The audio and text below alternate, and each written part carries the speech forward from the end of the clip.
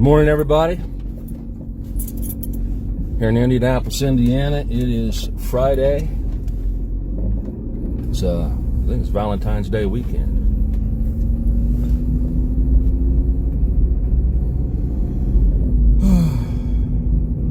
I just woke up about 10 minutes ago, so.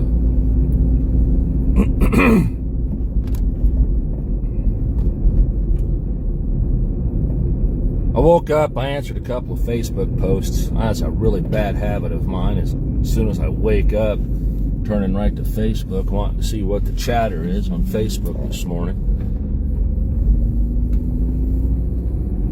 I saw a post a year ago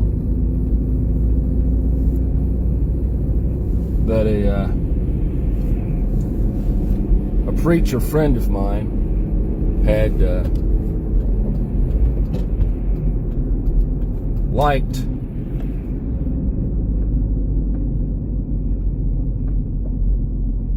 And this guy this friend has since quit following me, just like I suggested people do yesterday.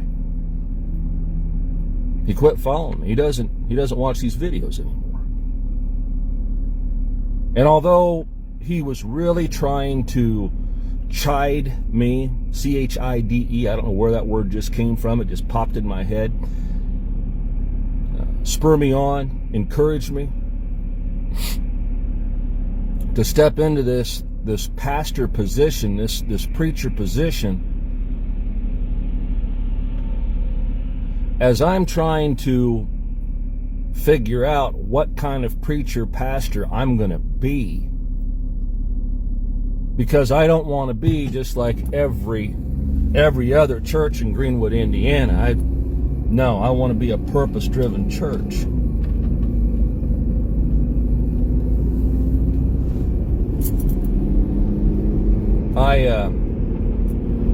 I'm a little outspoken about some things that I see that I don't like from the pastorhood in my general vicinity, and I immediately went into a thought. I was given this scenario in my head to help better explain my position. First of all, I want to send a big shout out to Shelly Fletcher. She lives in my neighborhood. She works with me at Holland, and she's an amazing woman. I think she's an amazing woman. But she introduced me last night, or a couple nights ago, to a young man who posted in Greenwood Community Chat looking for Bible studies. So I reached out to him. I said, hey, you're more than welcome to join us at Thursday night Bible studies at Southwood Assembly of God here on the south side of Indianapolis. We've been getting together for about 12 years. It's just a men's Bible study. You're more than welcome to join us if you want to. So he and his elders from the Church of Jesus Christ of Latter-day Saints, they sat in on it with us.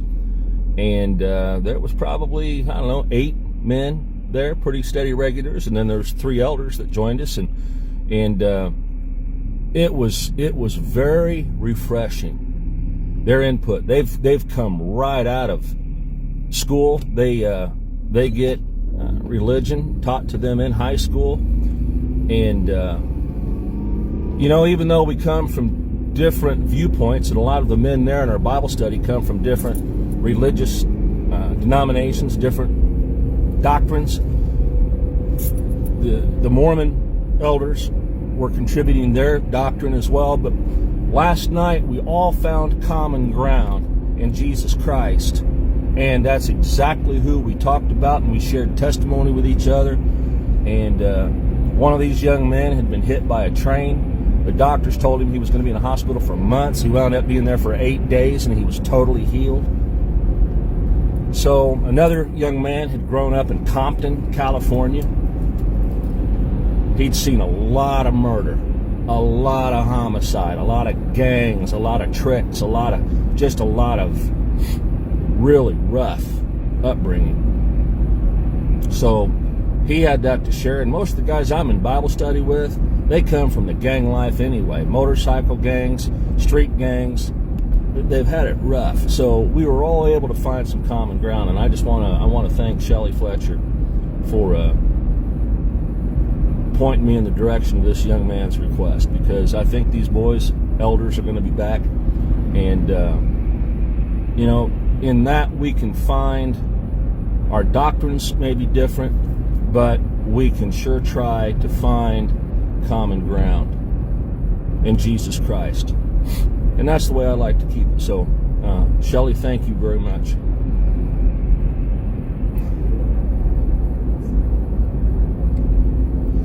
So this big luncheon had been planned in Greenwood, Indiana. It was to be held at the former Jonathan Bird's cafeteria over on East Main Street and Interstate 65, Greenwood, Indiana. If anybody wants to get on Google Maps and look that up. Huge conference center. Several. I mean, all the preachers, all the pastors, all the priests, all the bishops, all the spiritual leaders in Greenwood, Indiana had been invited to come and listen to this keynote speaker. Tickets were $100 a plate. You know,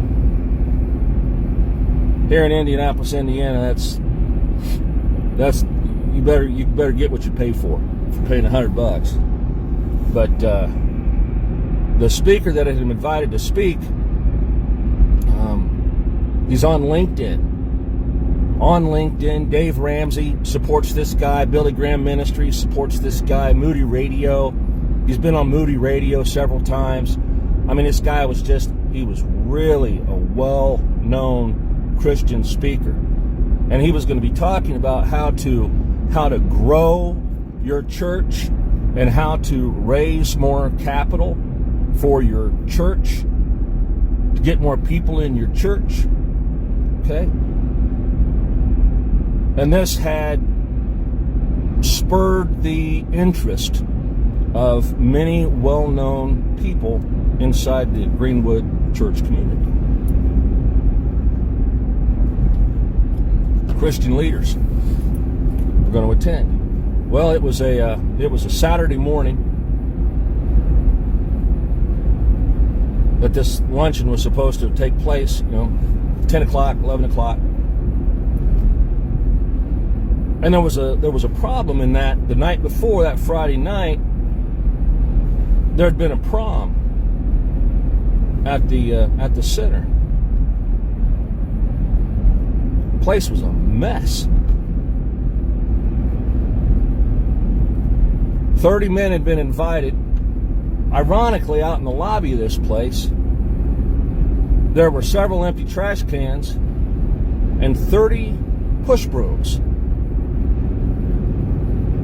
out in the lobby of the Jonathan Bird Conference Center in Greenwood, Indiana.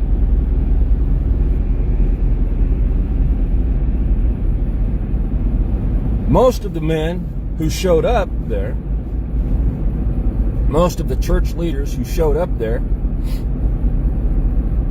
just kind of got out of their vehicles and went inside the lobby. Doors were open, and they found this terrible, terrible mess.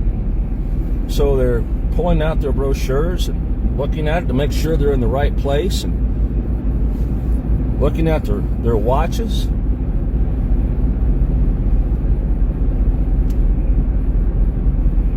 Just hem-hawing around, recognizing a couple of other well-known preachers. Okay. Walking over. Hey, aren't you the pastor of such and such church? I thought I recognized you. And they start to find people they know and associate with the pastors that they know.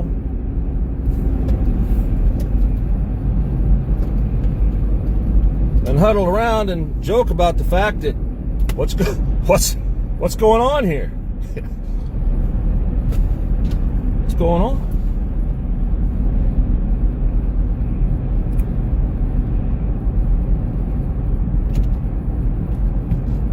Finally, this old man, very quiet old man, shows up. All these prominent church leaders in the Greenwood, Indiana area standing around the lobby. looking at this old quiet man that shows up and immediately walks in. He grabs a broom, grabs a trash can, rolls it out, and he starts sweeping up the floors.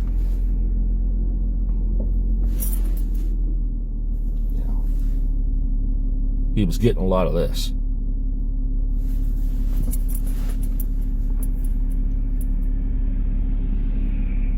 And he went about the business of cleaning that place up, sweeping the floors, emptying the trash, putting the trash cans up, going and getting the tables, going and getting the chairs, getting the podium ready. And it was, a lot of the preachers knew it was going to take a while. They were probably in the wrong place. This was a farce, a sham. A lot of them left, started leaving. Now, I'm primarily speaking to people here in the Greenwood, Indiana community.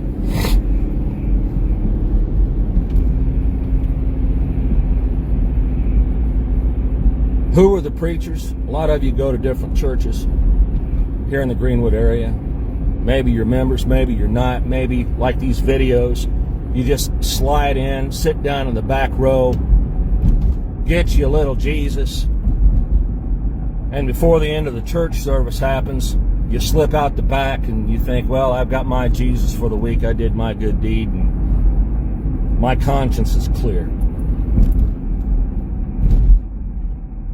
Okay.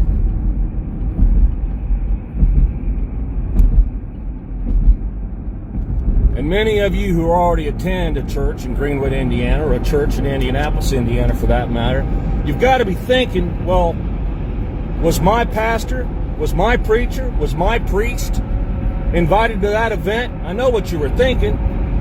And you're thinking, well, did my preacher, did my pastor jump in there and grab a broom? 30 men were invited. There were 30 brooms in the lobby. Do the math.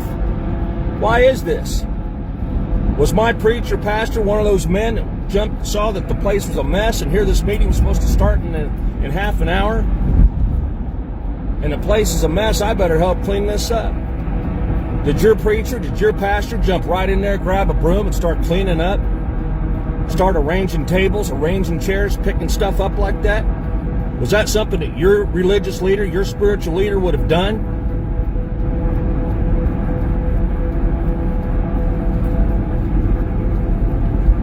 Okay. My church, Servant Leader Christian Fellowship, is not one of the churches where the pastor, the preacher, would have stood around and let somebody else do the dirty work.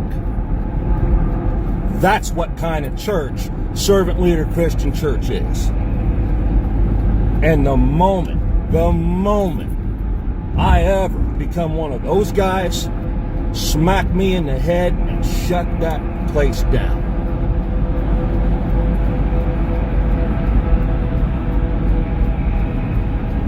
Okay? Now, I don't know. That whole story, I made that whole story up.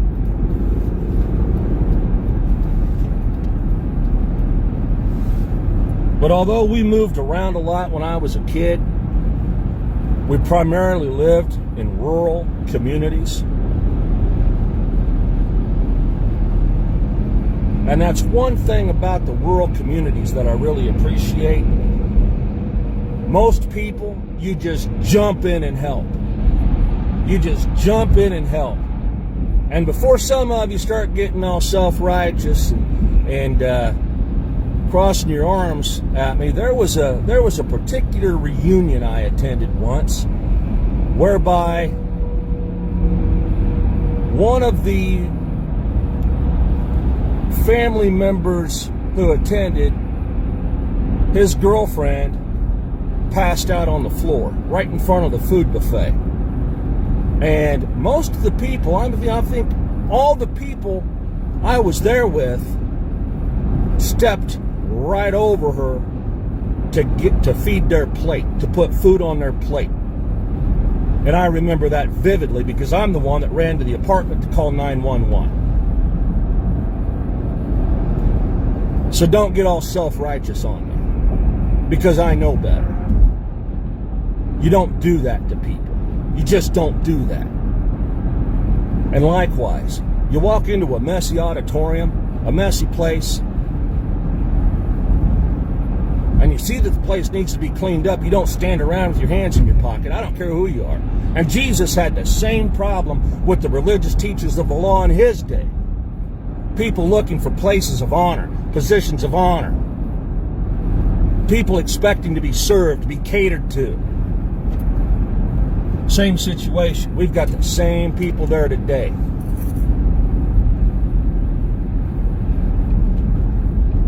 You know, I don't go to those churches.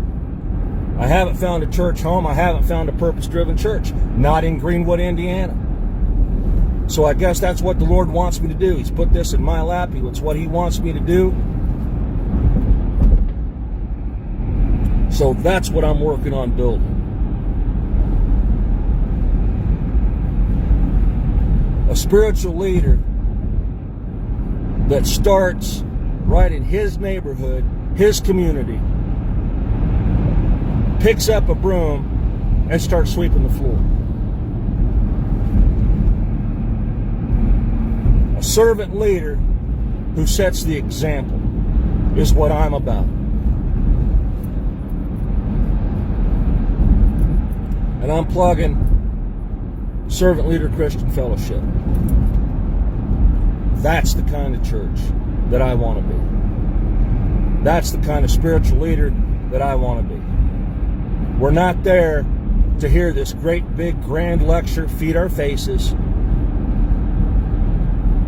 We're there to jump in and grab a broom and start sweeping.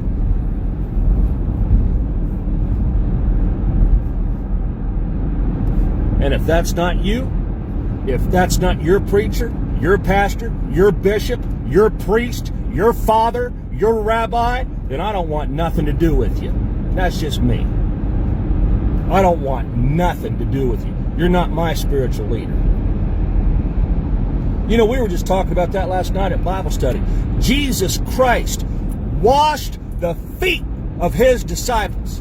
And Cody, as Cody mentioned, it wasn't just like peel off Nike tennis shoes and peel off your Nike socks and wash off clean feet. No, the disciples had dirt between their toes, camel dung, donkey dung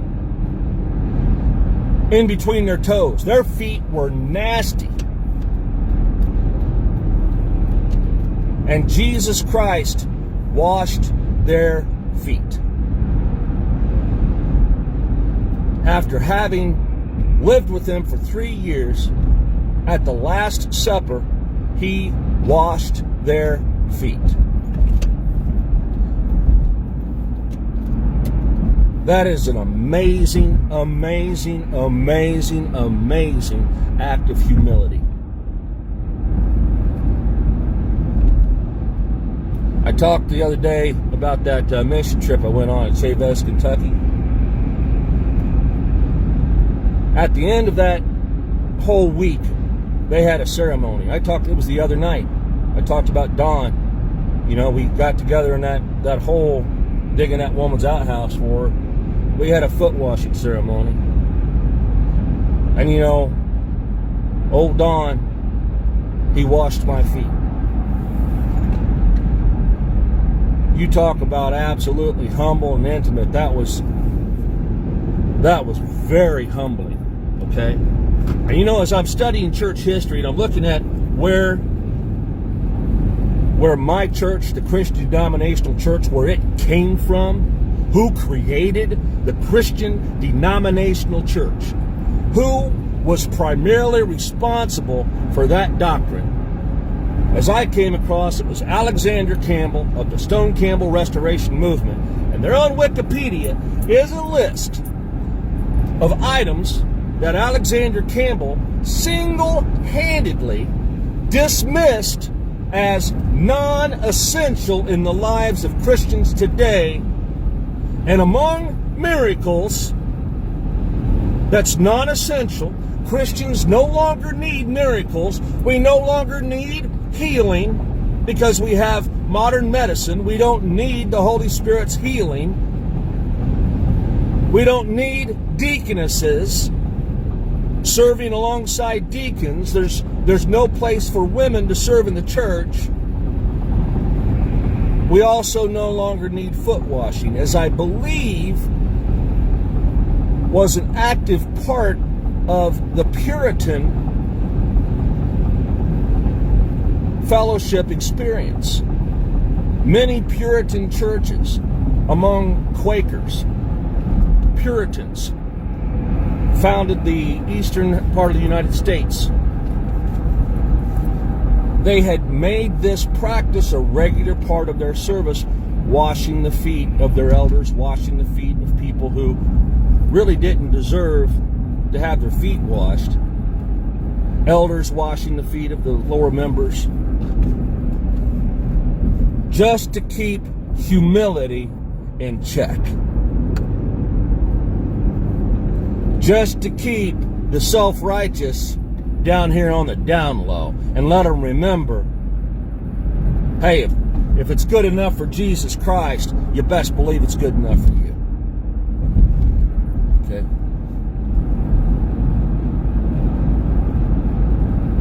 What kind of church do I want to see Servant Leader Christian Fellowship be?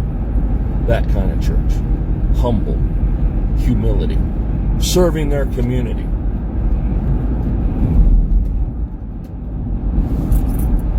It's a greenhouse to produce fruit-producing plants.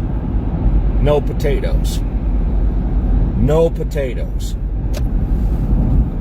We're there to raise a garden, to bear fruit, and share that fruit with our community. That's what we're about.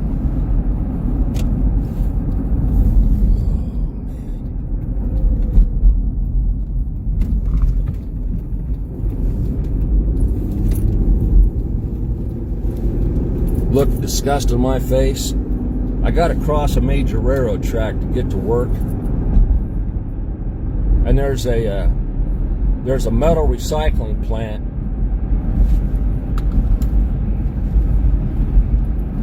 on either side of those railroad tracks. And why in the world they don't put a bridge in there, who knows? But there's a train crossing the tracks, switching out cars. 9 o'clock in the morning. Why can't they do that at 1 or 2 o'clock in the morning when people are asleep? Most people are asleep. So now I got to drive around. Late for work again. Oh well.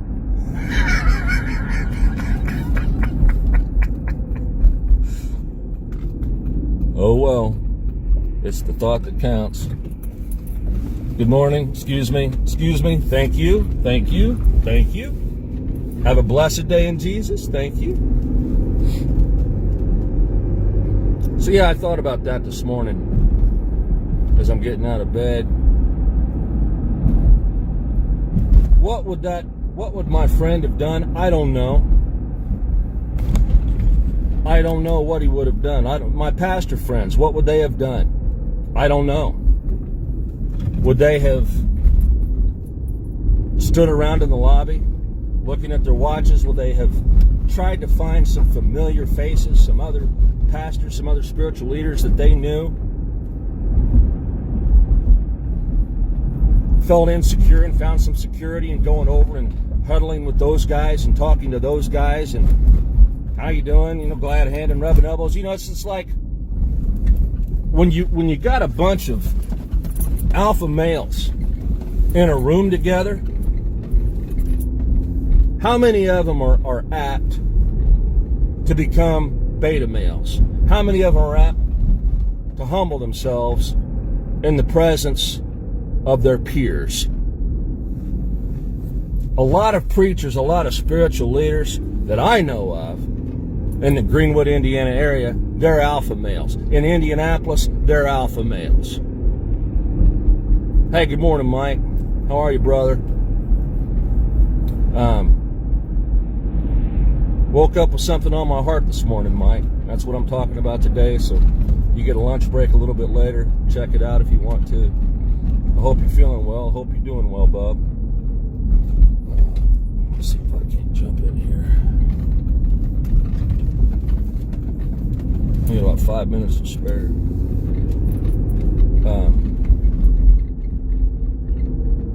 You know, swallow your pride. And that's one thing Jesus put on his disciples to do. Yeah, you've got to be bold. You've got to have faith. Step before the Lord. But man, you're never going to forget the King of Kings washing your feet. That's my King. That's my God. He washed the feet of his disciples. That's amazing. That's testimony right there. And that's the kind of God that I serve, and that's the kind of spiritual leader I want to be. And instead of being here talking about it, I'd like to get to the point where one day I can prove it.